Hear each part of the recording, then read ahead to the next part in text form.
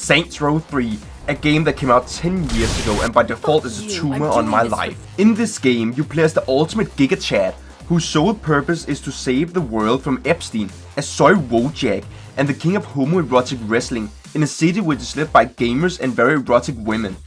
In doing this task, you employ a very diverse set of people to make sure you don't get in trouble on Twitter. The main characters are mandatory black guy, please be my e-girl wife, strong independent white woman, my only competitor in longest penis size, and guy who gives 5-minute quests. I'm not a brony, I swear, and random dead guy that keep talking about throughout the game. In this epic journey of driving in the wrong lane, you'll have to become a porn star, respect women, and play garbage missions which literally last less than 5 fucking minutes. Enjoy the wonders of capitalist society, destroy workers' rights, and even fight zombies. If you can endure all this, while still calling yourself a man, then I present to you with this game.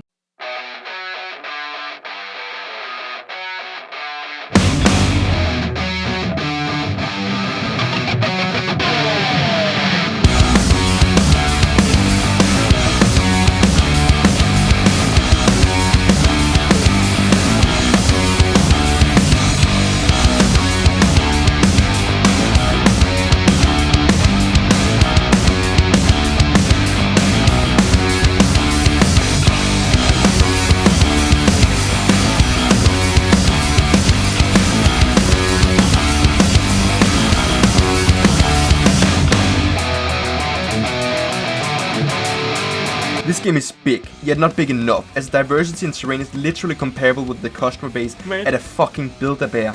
Very white, with barely any change in scenery. The one redeeming quality about the game is the vehicles, as in less than 10 minutes after completing the first quest, I go on a murder spree in a laser shooting tank, crippling and destroying white neighborhoods while being chased by the military and the subsequent useless femboy police. The only real notable difference in the world is what faction is chasing after you, as you're either followed by the Deckers, who are male emo gamers of which I kill to make the numbers of school shootings in the area go down. The Morningstar gang, who are led by Jeffrey Epstein, who after faking his death in prison, fled to the city of Stillwater and now leads the Morningstar gang, with his 2 very hot daughters, of which I can't remember the name of, for some reason. The Luchadores,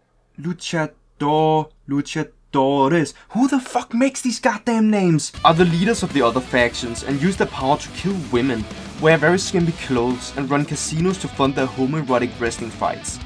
Yes, you can participate.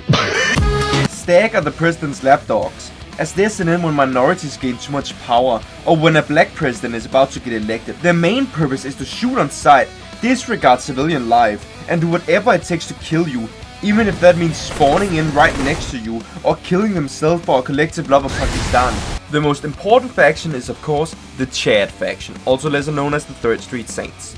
A faction of gimps and prostitutes who all willingly fight for me in almost no clothing. One thing to mention is, none of the people in your faction are ever on the street to help you.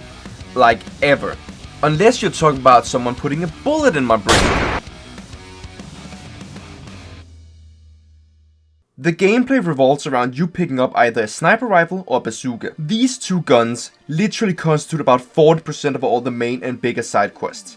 While I enjoy exploding things and killing people, I have to say it gets old very quickly, since there are barely any nuance or diversity in these kinds of quests. While most quests are bad and shit, some are actually enjoyable.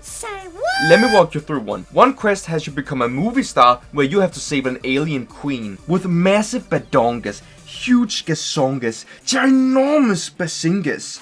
Yeah, you get the point.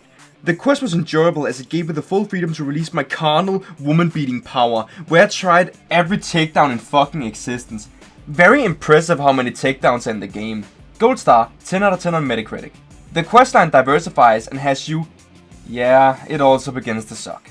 When all you do in the end is the same thing again and again. Fly over there, destroy that, and repeat. This is a problem most of the quests have. The quests are fun, but they don't have much to them, as I through most of them was watching Drew Donnell laugh at epic history memes on my second monitor. It made me laugh. I'm gonna definitely need to call a doctor, because I'm pretty sure my erection's gonna last longer than 4 to 6 hours. I decided to play this game on hard mode, as I wanted the game to be difficult, so that it would engage me more. The exact opposite effect occurred, as difficulty was barely noticeable from the normal difficulty. Not very epic. Most of the guns are basic but tolerable. They never made me want to kill people in the game, because they never felt good to use. Even after upgrading the pistols and rifle, I still didn't feel like they were of much use, as the enemies are literal bullet sponges. But what do you do besides the main quest lines, you ask my voluntary viewer? You become a capitalist. The city is scattered with stores and shops you can buy. This increases your hourly income and gets me one step closer to buying one of Elon Musk's waifu rockets. The leveling system makes this game feel like it was designed by whoever built Disneyland Paris. It was made for literal monkeys and gorillas. The game doesn't care to make it good, so I won't spend time telling you all about it.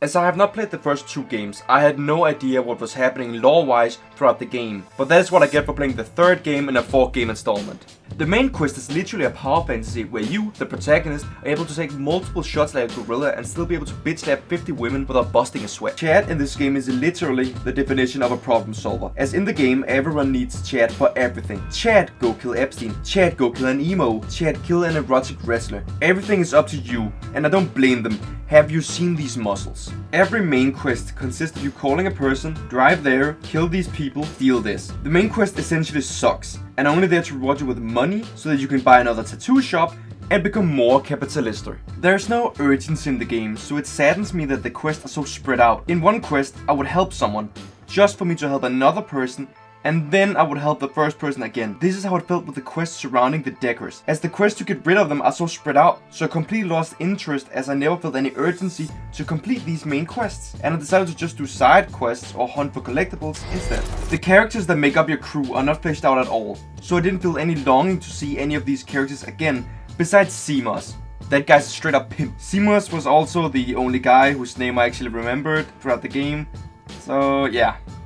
Side note, getting rid of the Deckers boss and other bosses changed nothing in the world, or gameplay wise, so it felt kinda pointless as not even any of the mobsters' dialogue change. Frizo, it's a 10-year-old game. Chill. Yeah, I know, but I enjoy there being a goal and a visible change. Every leader of a faction has a boss fight. Not Epstein though. He was probably worried he couldn't fake his own death 2 times in a row and pretty much just fucked out the game after the first couple missions. The soy boy actually has the best boss fight. As it happens, it is also the highlight of the game for me. And it was the most fun I had in the game, even more fun than beating up alien women. As in the fight, you transform into a fucking demon and slap the shit out of an incel. And just like real life incels, he got scared that his video game character died and decided to become my femboy slave. The last boss is literally just a monkey simulator. It could literally be played by an ape, and the ape would also find it extremely easy. Kill underlings, wrestle them, titty twist, and do it again 2 more times. After 25 hours of gameplay, you kill the final boss and decide to finally stop playing. You reflect on the stuff that happened and who am I kidding? The game felt as if it was made by the Facebook lizard people. I didn't care about a single person, and at the final mission it literally shows you the good and bad ending. And why the fuck give me the illusion of a choice and it doesn't fucking matter what you choose? As I read after I finished the game that there is already a chronological ending, so it didn't matter one bit what you choose. It baffles me that so many monkeys have told me to play Saints Row. One of the only things the game did do right was make me feel nostalgic, as in some weird way it reminded me of GTA San Andreas, even though San Andreas is 1,000 times better. The one thing that is undeniable is that the music fucking slaps. All the music in this video is from the game. It is also the aspect that I enjoyed the most when editing this video, as I had music from the game running while editing and completing side quests. Now, should you buy Saints Row 3? No, absolutely not. By modern standards, the game is horribly outdated. The graphics are fine as I'm playing the remastered edition, but the gameplay is just not anything to write home about. But if you have some money to spare or just want to see for yourself how good or bad the game is, then I'll leave a link to a website where you can get it for very cheap in the description. Thank you to the game for wasting 25 hours of my life. Now, I'm off to enjoy my meager existence and employ the shadow people to resurrect this dead channel. Stay safe, kings. Hey, I just wanted to say, if you actually made it this far, like, it means a lot. I made this video in Premiere Pro, which this is the first time I've ever made anything in Premiere Pro, so thanks a bunch for like getting this far, and if there's some problems with the videos, leave it down below, and yeah, let's see how many problems we can find together. That was it. See you in the next one.